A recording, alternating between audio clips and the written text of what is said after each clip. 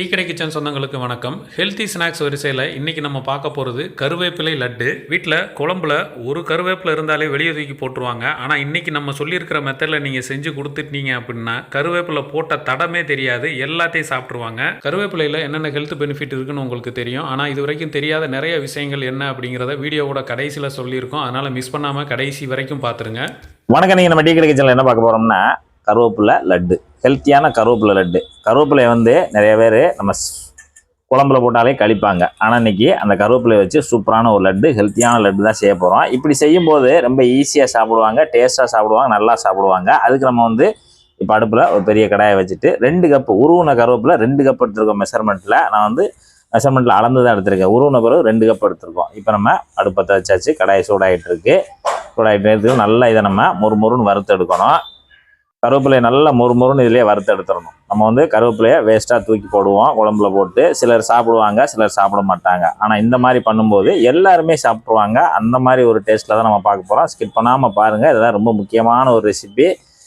சின்ன ரெசிபியாக இருந்தாலும் ரொம்ப ஒரு முக்கியமானது. உடம்புக்கு ரொம்ப எல்லாத்துலேயும் நம்ம ஹீமோகுளோபின் கூட்டுறது, முடி வளர்றது, எல்லாத்துலேயுமே இந்த கருவேப்பிலை தேவைப்படும். அதனால் நீங்கள் மிஸ் பண்ணிடாதீங்க. கருவேப்பிலை நல்லா வறுத்து எடுத்துக்குவோம். இப்போ நம்ம மீடியமான ஹீட்டில் வச்சு ஒரு 5 நிமிஷம் நம்ம அப்படியே இதை வறுத்து கொடுத்தாச்சு. நல்லா கருவேப்பிலை மணம் வாசம் நல்லா வருது. நல்லா மொறுமொறுன்னு வறுத்தாச்சு. இதை அப்படியே எடுத்து தனியாக தட்டில் தட்டிடுங்க. கருவேப்பிலை நல்லா ஆறட்டும். நல்லா ஆறினா தான் நமக்கு நல்லா மொறுமொறுன்னு வரும். நல்லா ஆறட்டும். அதே கடாயில் அரை தேங்காய் எடுத்து நல்லா துருவி வச்சுருக்கோம். துருவின தேங்காயை நம்ம இந்த கடாயில் சேர்த்துக்கலாம். சேர்த்துட்டு எண்ணெய் எதுவும் சேர்க்க வேண்டாம். அப்படியே நம்ம ட்ரை ரோஸ்ட்டு தான் பண்ணணும். அந்த தேங்காயில் இருக்கக்கூடிய லேசான அந்த ஈரப்பதமெல்லாம் நான் போகணும். அதனால் மீடியமான ஹீட்டில் வச்சுட்டு அந்த தேங்காய் துருவல் எல்லாத்தையும் போட்டு நல்லா வறுத்து கொடுத்துருங்க. இப்போ நம்ம தேங்காய் துருவல் சேர்த்து ஒரு 5 நிமிஷம் ஆச்சு. மீடியமான ஹீட்டில் 5 நிமிஷம் நல்லா லேசான அந்த ப்ரௌனில் நம்ம அந்த அப்படியே ட்ரை ரோஸ்ட் பண்ணியாச்சு. இப்போ இதையும் எடுத்து நம்ம தனியாக ஆற வச்சுக்கலாம். அடுத்து அதே கடாயை நல்லா தொடச்சி விட்டுட்டு ஒரு 100 கிராம் கருப்பெல் எடுத்துருக்கோம். 100 கிராம் கருப்பெல் எடுத்து இதை நல்லா பொரிய விட்டு எடுக்கணும். மிதமான சூட்டில் வச்சுக்கோங்க. மிதமான சூட்டில் நல்லா எள்ளை பொரிய விட்டு எடுக்கணும். எள்ளு பார்த்தீங்கன்னா நல்லா பொரிஞ்சு வந்துருச்சு. ஒரு மீடியமான ஹீட்டில் ஒரு 3 நிமிஷம் நல்லா அப்படியே கிண்டி கொடுத்து நல்லா பொரிய வச்சாச்சு. இப்போ நம்ம பொரிஞ்சு வந்த எள்ளை அப்படியே எடுத்து தட்டில் தட்டி ஆற வச்சிடலாம். எள்ளும் நல்லா ஆறட்டும். இப்போ அதே கடாயை தொடச்சிட்டு 50 கிராம் பாதாம் பருப்பு தான் சேர்த்துருக்கோம். பாதாம் பருப்பையும் நம்ம வறுத்து எடுக்கணும். இந்த பாதாம் பருப்பு எப்படி நம்ம தொலியை நீக்கணும் அப்படின்னா, ஒரு 1/4 லிட்டர் தண்ணியை நல்லா சுட வச்சுருங்க. நல்லா சுட வச்சுட்டு ஸ்டவ் ஆஃப் பண்ணிடுங்க. ஸ்டவ் ஆஃப் பண்ணிவிட்டு 50 கிராம் பாதாம் பருப்பை அது உள்ளே போட்டுருங்க. போட்டுட்டு அந்த சுடுதண்ணியில் ஒரு 5 நிமிஷம் போட்டால் போதும். அந்த பாதாம் பருப்பு தோலெல்லாம் நல்லா உப்பி வந்துடும். உப்பி வந்த உடனே எல்லாத்தையுமே நம்ம அப்படி அமுக்கினாலே தொலி நீங்கிரும். அந்த தொலி நீங்கின பருப்பு தான் இது. அதை லேசாக ஈரமாக இருக்கிறதுனால நம்ம அப்படியே அந்த கடாயில் போட்டு மிதமான சூட்டில் அந்த ஈரத்தை மட்டும் நல்லா போக்கினா போதும். பாதாம் பருப்பு ஒரு 2 நிமிஷம் அப்படி வறுவட்டா போதும். அவ்வளோதான். நம்ம இப்போ ஸ்டவ் ஆஃப் பண்ணிடலாம். நமக்கு அடுத்து வறுக்கிற வேலை எதுவும் இல்லை. அதனால ஸ்டவ் ஆஃப் பண்ணிவிட்டு இப்போ நம்ம எள்ளு வறுத்து தட்டியிருக்கோம்ல, அதோட சேர்த்து இதையும் ஆற விட்டுருங்க. நல்லா ஆறட்டும், ஆறி வரட்டும். கருவேப்பிலை நல்லா நம்ம வறுத்தது நல்லா இப்படி மொறுமொறுன்னு வறுத்துருக்கோம். இந்த மாதிரி இருக்கும். நல்லா நொறுங்கணும், அந்த அளவுக்கு இருக்கணும். இப்போ நம்ம இந்த கருவேப்பிலையை எடுத்து கருவேப்பிலையை மீடியமான மிக்சி ஜாரில் தட்டிடலாம். மிக்சி ஜாரில் கருவேப்பிலையை சேர்த்துட்டு இதை நல்லா ஒரு தடவை பொடி பண்ணிட்டு வந்துடலாம். இப்போ நம்ம கருவேப்பிலையை அரைச்சிட்டு வந்தாச்சு. இந்த அளவுக்கு அரைச்சிட்டு இப்போ நம்ம எள்ளு பாதாம் நல்லா ஆறிடுச்சு. ஆறினதை நம்ம அதே மிக்சி ஜாரில் அந்த கருவேப்பிலை பொடியோட இதையும் சேர்த்துடலாம். ஏலக்காய் ஒரு 1/2 டீஸ்பூன் 1-2 அரைச்சி வச்சுருக்கேன். நீங்கள் முழு காயாக இருந்துச்சுன்னா ஒரு 4 காய் உள்ளே சேர்த்துக்கோங்க. சுக்குப்பொடி ஒரு 1/4 டீஸ்பூனு. நீங்கள் முழு சுக்காக இருந்தாலும் லேசாக தட்டிட்டு ஒரு 1/2 இன்ச்சு அளவுக்கு உள்ளே சேர்த்துக்கோங்க. இது பனங்கல்கண்டு ஒரு 50 கிராம் நல்லா நயம் பனங்கல்கண்டை சேர்த்துக்கோங்க. 50 கிராம் உள்ளே சேர்த்துருங்க. இப்போ இதையும் நம்ம பொடி பண்ணிட்டு வந்துடலாம். இப்போ நல்லா இந்த அளவுக்கு பொடி பண்ணி வச்சுட்டு அடுத்து ஒரு பெரிய மிக்சி ஜாரை எடுத்துட்டு இப்போ நம்ம தேங்காய் துருவல் வறுத்து ஆற வச்சுருக்கோம். அதை நம்ம இந்த பெரிய மிக்சி ஜாரில் சேர்த்துடலாம்.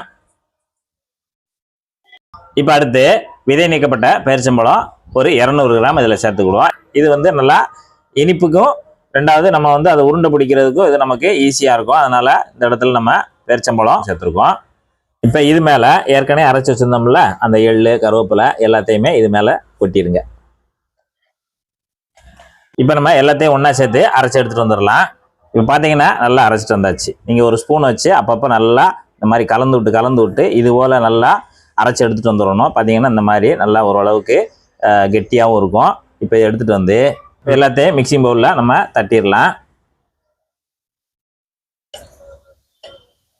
இப்போ எல்லாத்தையும் நம்ம மிக்சிங் பவுலில் சேர்த்தாச்சு. இங்கே ஒரு டேபிள் ஸ்பூனு நெய் எடுத்து உருக்கி வச்சுருக்கோம். உருக்கின நெய் தான். உருக்கின நெய்யை அப்படி மேலே பரவலாக ஊற்றி விடுங்க. நெய் சேர்த்துட்டு நல்லா ஒரு தடவை கலந்து விடுங்க. சூடான நெய்ன்றதுனால அப்படியே ஒரு இந்த மாதிரி கரண்டிட்ட கலந்து விட்டுருங்க. இப்போ நல்லா கலந்த பிறகு உருண்டை பிடிச்சிக்கலாம். உருண்டை பிடிக்கிறதுக்கு கொஞ்சமாக எடுத்துக்கோங்க. நான் கொஞ்சம் பெரிய உருண்டையாக தான் பிடிக்கிறேன். நீங்கள் இதை விட சின்ன உருண்டையாக பிடிச்சிக்கோங்க. அதான் சரியாக இருக்கும். ஒரு ஆள் ஒரு சின்ன சின்ன உருண்டைகள் சாப்பிட்டாலே போதும். காலைல ஒரு 2 உருண்டை சாப்பிட்டா போதும்.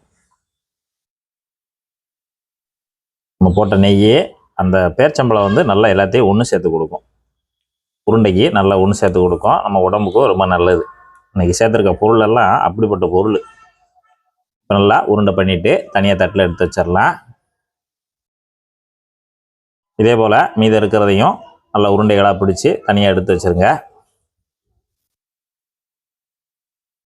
இன்றைக்கி நம்ம டீ கடை கிச்சனில் உடம்புக்கு ஹெல்த்தியான சூப்பரான ஒரு லட்டு, கருவேப்பிலை லட்டு. கருவேப்பிலை போட்டிருக்கோமா இல்லையானே தெரியாது. அந்த டேஸ்ட்டே அப்படியே நம்ம மாற்றுற அளவுக்கு அருமையான ஒரு லட்டு தயார் பண்ணியிருக்கோம். இதை நீங்கள் வீட்டில் சொல்லவே வேண்டாம். நீங்கள் இது எள்ளில் உருண்டைனே சொல்லுங்கள், அவங்க அழகாக சாப்பிட்ருவாங்க. உடம்புக்கு அந்தளவுக்கு அருமையாக இருக்கும். இப்போ நான் 2 சைஸ் உருண்டை, சின்ன சைஸு பெரிய சைஸ் உருட்டியிருக்கேன். இதுபோல் நீங்கள் சிறுசாக உருட்டிக்கிட்டாலும் ஒரு 2 உருண்டை அப்படி சாப்பிட்டாலே போதும். அந்த அளவுக்கு நன்மை தரும்.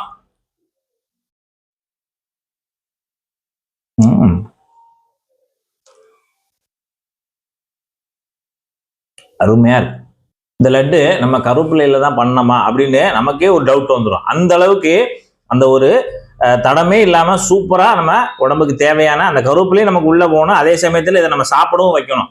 அந்த மாதிரி சாப்பிட வைக்கிறதுக்கு இந்த மாதிரி மெத்தடில் பண்ணும்போது சூப்பராக சாப்பிட்ருவாங்க. நீங்களும் எல்லாருமே இதை விரும்பி சாப்பிட்ருவீங்க. அந்த அளவுக்கு சுவையாக இருக்குது. இதே போல் நீங்களும் செய்து சாப்பிட்டு பார்த்துட்டு எப்படி வந்தன்றதை மறக்காமல் கமெண்ட்டில் சொல்லுங்கள். நன்றி, வணக்கம்.